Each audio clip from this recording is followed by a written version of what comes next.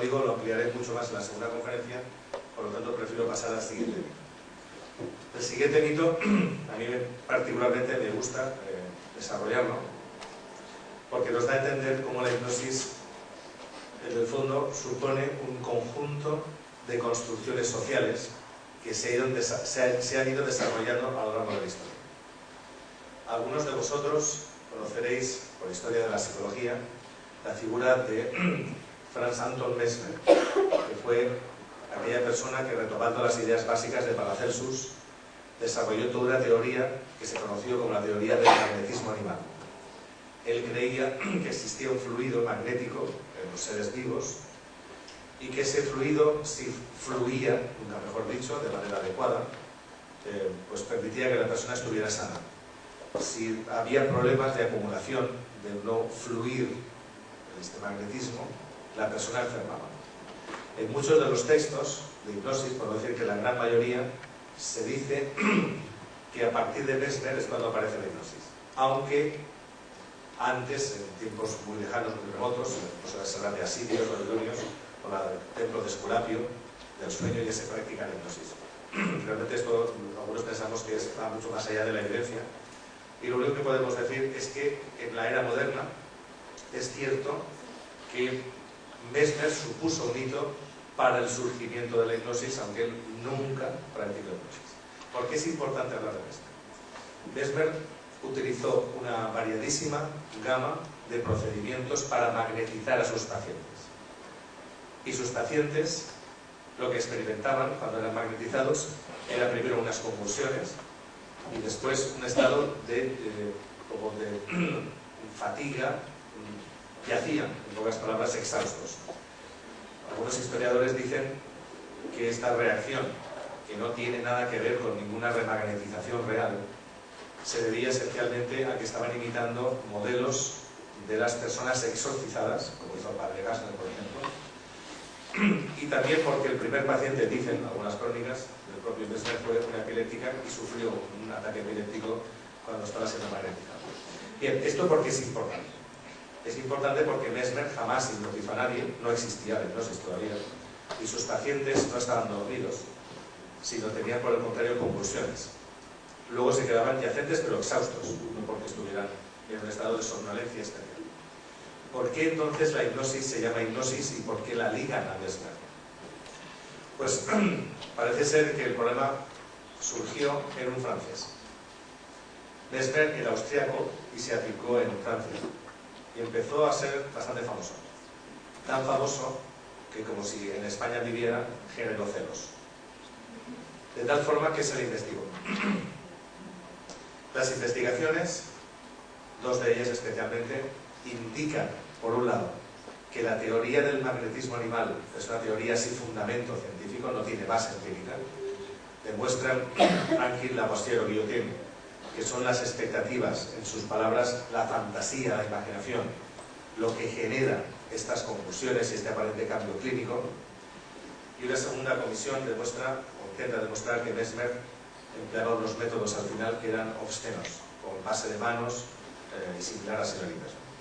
Bien, el caso, bueno, sí, algunos dicen que realmente la tercera razón para que hubieran convulsiones es que algunas mujeres experimentaban orgasmos por los pases de manos tan profundos que hacía Mesmer. Y esto está documentado. Eso ocurre en la tercera comisión secreta, que aparece mucho más tarde, publicada. Sin embargo, al prohibirle a Mesmer desarrollar su actividad y el morir viejo y pobre en Suiza, generó una secta que se llama los mesmeristas. Y en Francia, en aquella época, pensaban como en España, y es que el río suena, agua lleva. Pero lo decían en francés, claro. Y el marqués de Puy-sur-Guer, que era este señor que tenemos aquí, Jacques de Chastenet, tuvo una brillantísima idea para la época, y fue pedirle a un mesmerista que magnetizara un árbol. En aquella época se podían magnetizar árboles de tal forma que a una persona se le pedía que estuviera debajo de un árbol y iba a notar los efectos del fluido magnético, por lo tanto debía notar las convulsiones y quedar yacente. Sin embargo, Marqués de Chastenet, Marqués de Puy-sur-Guer, decidió que si eran las fantasías, la imaginación, lo que provocaba estas reacciones, lo mejor era pedirle a alguien que no tuviera ninguna idea de lo que cabría esperar por estar magnetizado, que se colocara debajo del árbol. En algunas crónicas a este señor se le conoce como Víctor Rey, otros como Víctor Hermano. Y en algunas crónicas llegan a afirmar que este señor era francés y además deficiente mental. Es decir, había buscado a alguien que realmente no supiera nada del mesmerismo y por lo tanto no pudiera tener una reacción que actualmente diríamos se debe a un efecto placebo. Lo que le ocurrió al señor, es este que está aquí, si el ratón me lo permite aquí, que estaba debajo del árbol, es que se durmió. No sabía qué tenía que ocurrirle y todo el mundo mirándole y esperando que le ocurriera algo, lo que provocó es que este señor se durmiera. Cuando este señor se durmió, los que estaban alrededor dijeron: oh la la, que quiere decir en francés, vaya por Dios. Este es el efecto del magnetismo animal, el sueño, y se durmieron también. Y el marqués de Puigcerdá, que más que operar como un francés mentalmente, operaba como un español, tuvo un razonamiento como el de la broma que gastamos en España. Aquí, ¿cómo se dice? ¿Pulga? ¿Pulga? Pulga.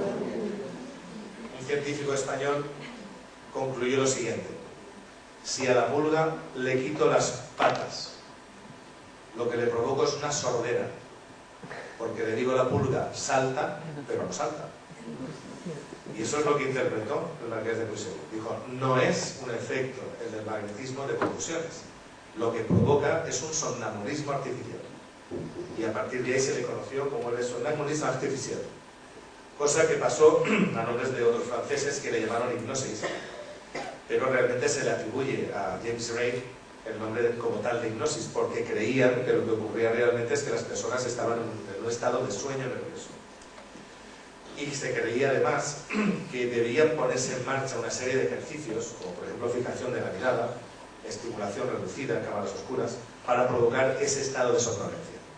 El propio Bray descubrió que su teoría de la fatiga del nervio óptico era inoportuna. Él mismo dijo: la hipnosis no es hipnosis, no le llamen así, pero ya lo consiguió. Todo el mundo, menos Caicedo con la sofrología, le sigue llamando hipnosis. Por lo tanto, podemos decir lo siguiente, y el doctor Lamas lo explicará en profundidad: la hipnosis no implica un estado de sueño, ni siquiera un estado de sueño artificial. La persona que está hipnotizada no está dormida, ni está idiotizada, como digo en castellano, sino más bien es una persona que está bien despierta y solo en algunos casos puede presentar amnesias espontáneas y una desorientación generalizada. Esto se asume que le ocurre alrededor del 1,5% de la población mundial, que se llaman disociadores. El resto de las personas que están en hipnosis no están dormidas, están bien despiertas. Incluso podemos hablar de que existe una tradición importante ya en el campo de la hipnosis, en el cual se trabaja con sugestiones de alerta, sugestiones activo-alerta, donde una persona tiene que caminar o tiene que pedalear una bicicleta para sentirse muy activa físicamente y al mismo tiempo hipnotizada, o lo que llamamos actualmente ya la hipnosis despierta, donde una persona puede estar como estoy yo ahora, o como está el propio doctor Lamas, hablando, escuchando, incluso caminando o conduciendo por las autovías, las autoestradas portuguesas a la velocidad de los portugueses, estando perfectamente hipnotizado. Por tanto, ¿qué es lo que podemos decir de la hipnosis? De momento, que no implica un estado de sueño ni de inconsciente. La persona es plenamente